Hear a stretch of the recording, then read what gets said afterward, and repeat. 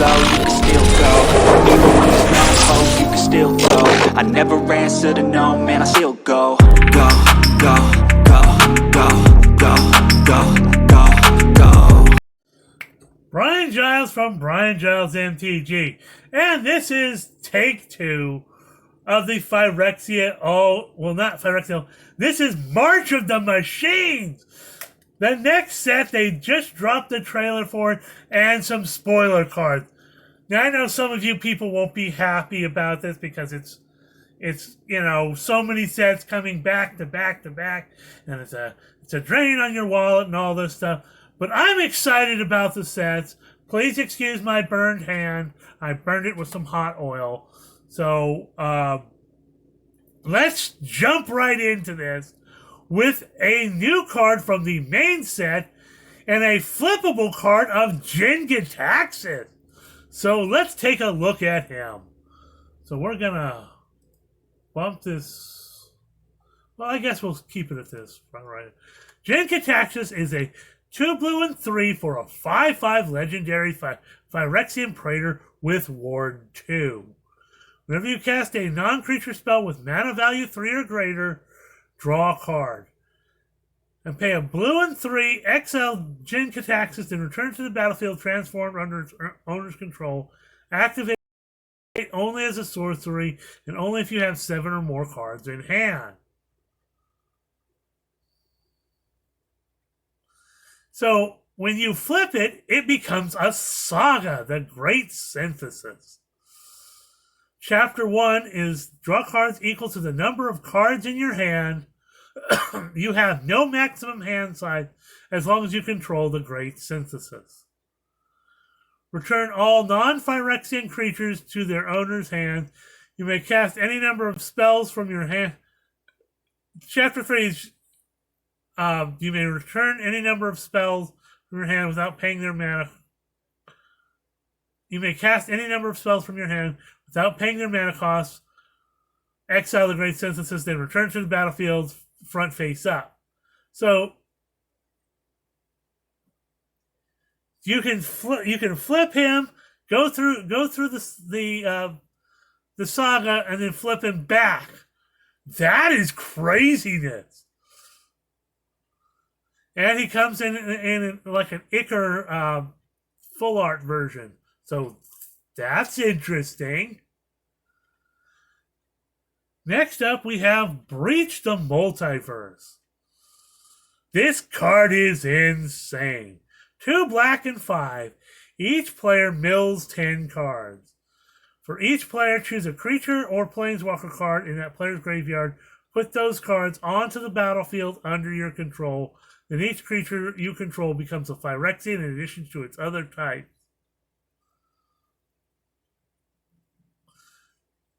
That is craziness. In a commander game, this card could just this card is like the all will be one. All worlds will know perfection. So says Elesh Norn.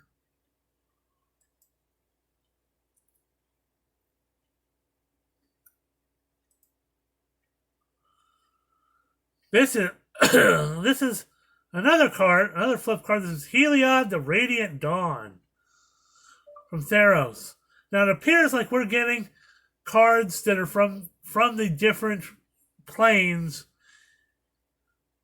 to come into this set. So it's 2 white and 2 for a 4/4 legendary enchantment creature god.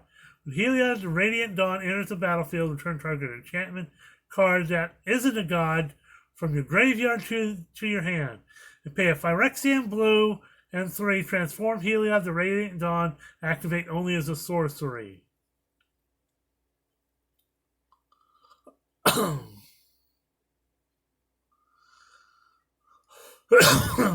So you flip him, and he becomes Heliod, the Warped Eclipse.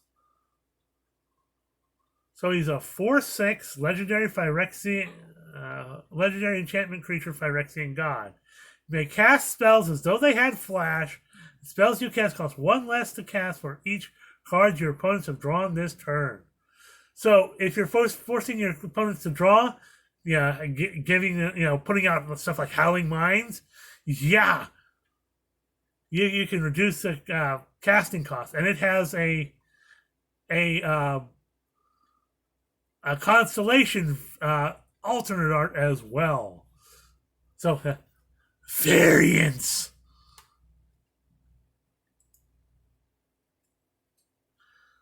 Next up is Moment of Truth. Look at the top 3 cards of your library. Put one of those cards in your hand, one into your graveyard, and one on the bottom of your library. So some card searching and stuff. Deck manipulation. Next up is Drana and Linvala, and this is from Zendikar. So it's 2 white, a black, and 1 for a 3/4 vampire angel with flying and vigilance. Activated abilities of creatures your opponents control can't be activated. Drana and Linvala has all activated abilities of all creatures your opponents control. You may spend mana as though they were men of any color to activate those abilities. Yo, that is sick. Just disgustingly bad. Especially if you're playing like in a lockdown deck. That's gonna be fun. Next up we have Thalia and the Gitrog monster. This would be out of the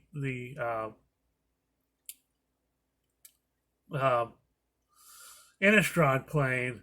So it's a white, a black, and green, and 1 for a 4/4 legendary human frog horror. It has first strike and death touch. You may play an additional land on each of your turns. Creatures and non-basic lands your opponents control enter the battlefield tapped. Whenever Thalia and the Gitrog monster attacks, sacrifice a creature or land, then draw a card. So it has a little bit of a drawback to attacking, but if you do, it's it's really good value for what you're paying for. So 4/4 with 4 with first strike and death touch. Like I said, the only drawback is you have to sacrifice a creature or a land. But if you're playing in a land recursion deck and you're sacrificing lands and bringing them back with something else, that's absolutely a fun thing to do. And it has the excuse me, the Innistrad alternate art version as well. Next up you have Yargle and Multani. For 2 black, a green, and 3, you get an 18/6 legendary frog spirit elemental. So that is just insane.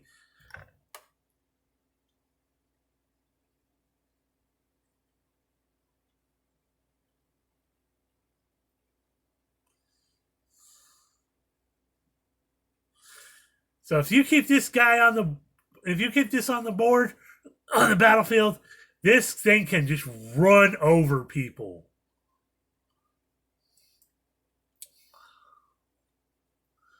Next up, we have Chandra Hope's Beacon, and I've tried to do that really quick because I don't want to show off the next card quite yet. Let's go with Chandra Hope's Beacon at 2 red and 4 for a 5 loyalty legendary planeswalker Chandra. Whenever you cast an instant or sorcery spell, you may choose new targets. Copy it. You may choose new targets for the copy. This ability triggers only once each turn. So in a Spellslinger deck, she's fun. Plus 2 loyalty. Add 2 mana in any combination of colors. That is disgustingly sick. And plus 1 loyalty. Exile the top 5 cards of your library until the end of your next turn. You may cast an instant or sorcery spell from among these exile cards.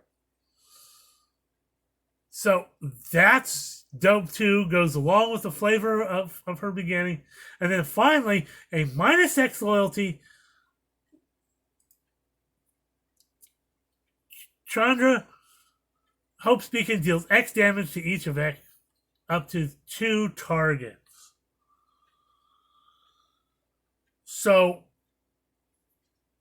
that's going to be a little crazy.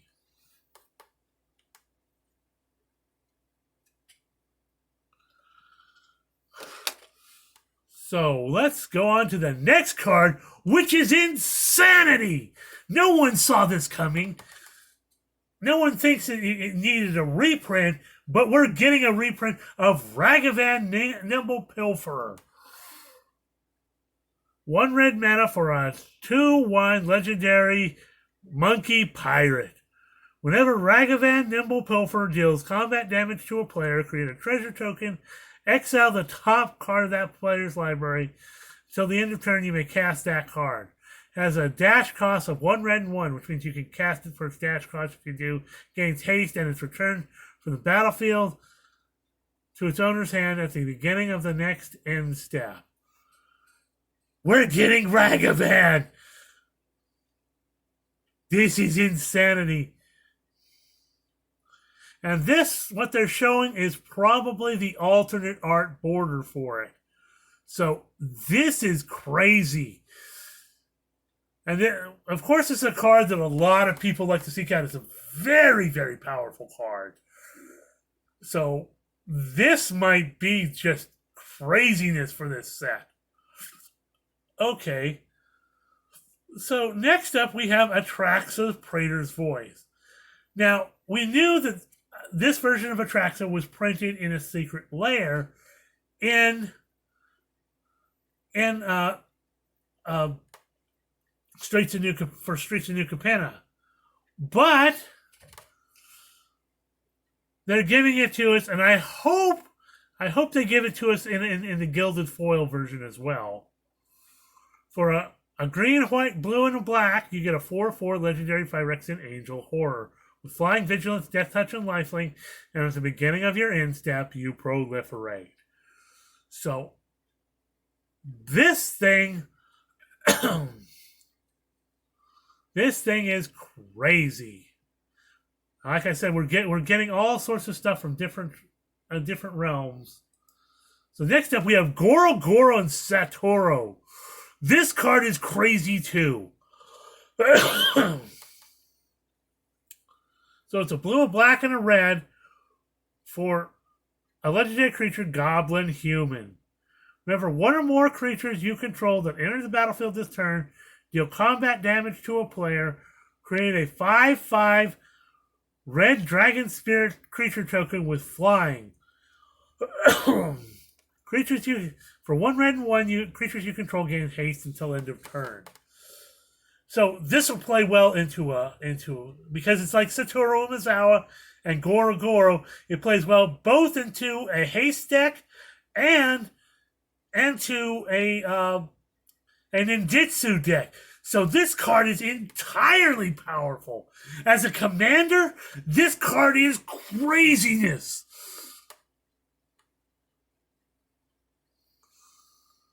So let's go on and move on to Slimefoot and Squee. A black, a red, and a green for a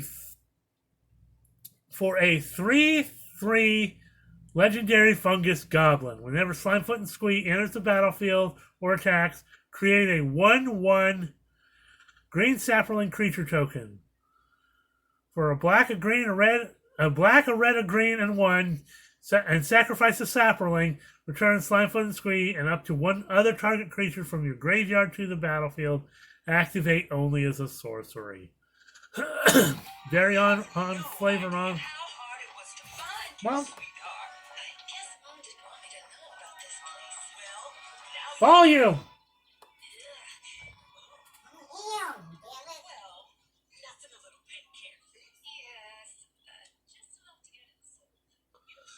And next up, we have Ghalta and Maven. 2 green, 2 white, and 3 for a 12/12 dinosaur vampire. With Trample. Whenever you attack, choose 1. Create attacked and attacking. A tapped and attacking XX green dinosaur creature token, where X is the greatest power among other attacking creatures. Or create X 1/1 white vampire creature tokens with lifelink, where X is the number of other attacking creatures. This will work. This thing will run absolutely in something like a rabble-rousing deck, or like decks like that where you're creating all sorts of creatures and stuff. Yeah, that's gay. And the power level on this, I mean, it's 7 mana for a 12/12 trample creature. That's gonna hurt. This is like game ender type stuff.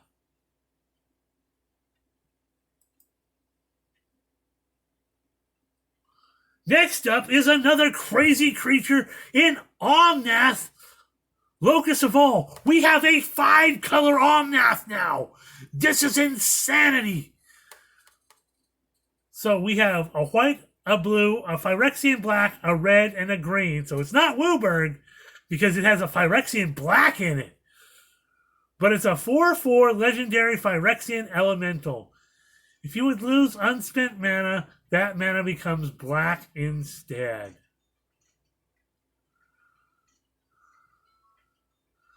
At the beginning of your pre-combat main phase, look at the top card of your library. You may reveal that card if it has 3 or more colored mana symbols in its mana cost. If you do, add 3 mana of any combination of its colors, put it into your hand. If you don't, reveal it and put it into your hand. So you reveal a card, if it has 3 or more mana, different colored mana, you can add any combination of that mana. Add 3 of any combination of that mana and put it into your hand. This thing would absolutely go into any kind of multicolored deck. Or just to run as a commander itself. This is insane, and it gets a full art version and a Zendikar full art version. So this is disgusting. Now you can run practically an all Omnath deck, and that is craziness. Next up, we have Katilda and Lear. So a green, a white, and a blue for a 3/3 legendary human. Whenever you cast a human spell, target instant or sorcery card in your graveyard gains flashback until end of turn. The flashback cost is equal to its mana cost. So if you're playing a humans deck with instant and sorceries with flashback, this is nice, and it also gets that that nice, cool Innistrad alt art as well. I'm liking it because it gives it lots of on-point flavor with the cards that you have. Next up, we have Fairy Mastermind, a blue and 1 for a 2/1 fairy rogue with flash and flying. Whenever an opponent draws their second card each turn, you draw a card. And pay a blue and 3. Each player draws a card, and it has the art for it is a world champion from 2022 in Yuta Takahashi. So those are some crazy cards. We're gonna say hoo-ha!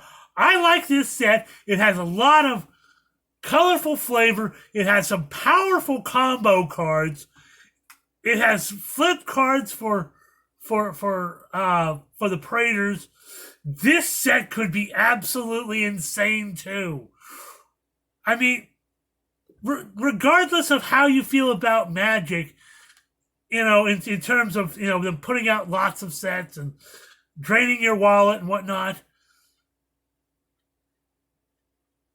I still think that this set should be hyped because the power level, the flavor, the cards that we're getting just in this preview is there's just something about it.